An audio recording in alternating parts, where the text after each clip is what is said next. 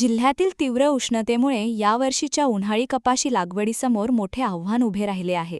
एप्रिलपासून तापमान सातत्याने 44°C आसपास राहून काही भागात 47°पर्यंत पोहोचल्याने शेतकरी उन्हाळी कपाशी पेरणीपासून दूर राहू लागले आहेत.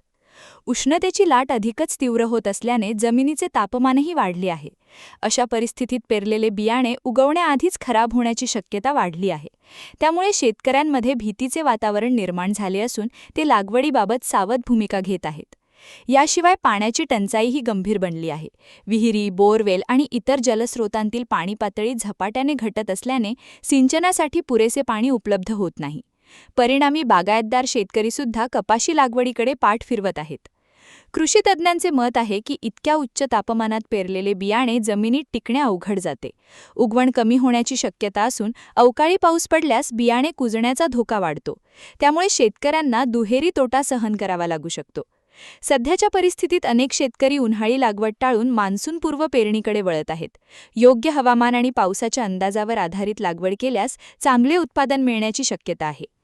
कृषी विभागाने शेतकऱ्यांना सल्ला दिला आहे की तापमानात घट होईपर्यंत कपाशीची पेरणी करू नये. घाईघाईत घेतलेला निर्णय आर्थिक नुकसान वाढवू शकतो. तसेच उन्हाळ्यातील लागवडीमुळे किडींचा प्रादुर्भाव वाढण्याचीही शक्यता आहे. जर उष्णतेचा प्रभाव असाच कायम राहिला तर यंदाच्या कपाशी उत्पादनावर परिणाम होऊ शकतो. त्यामुळे शेतकऱ्यांनी हवामानाचा अंदाज आणि तज्ज्ञांचे मार्गदर्शन लक्षात घेऊनच पुढील निर्णय घ्यावा. मे महिन्याच्या शेवटपर्यंत उष्णतेची तीव्रता कमी होण्याची शक्यता नसल्याने पुढील काही आठवडे अत्यंत निर्णायक ठरणार आहेत. योग्य वेळी पेरणी केल्यास नुकसान टाळता येईल, अन्यथा आर्थिक फटका बसण्याची शक्यता आहे.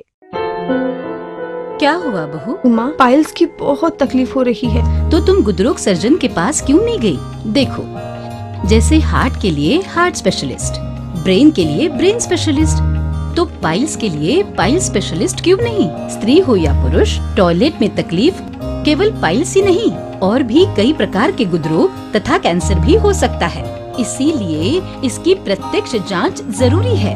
ठीक है माँ, पर जांच के लिए हम जाएंगे कहाँ? वही काले आयुर्वेदिक पाइल्स हॉस्पिटल में. लेकिन माँ, प्रेगनेंसी में पाइल्स की दवाइयाँ?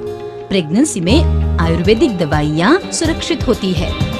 जनहित में जारी काले आयुर्वेदिक पाइल्स हॉस्पिटल, औषधि चिकित्सा तथा सर्जरी ट्रीटमेंट उपलब्ध. हमारा पता उमरेड रोड, दिघौरी बस स्टॉप के पास, नागपुर. अधिक जानकारी के लिए वेबसाइट पर जाएं kalepileshospital.com.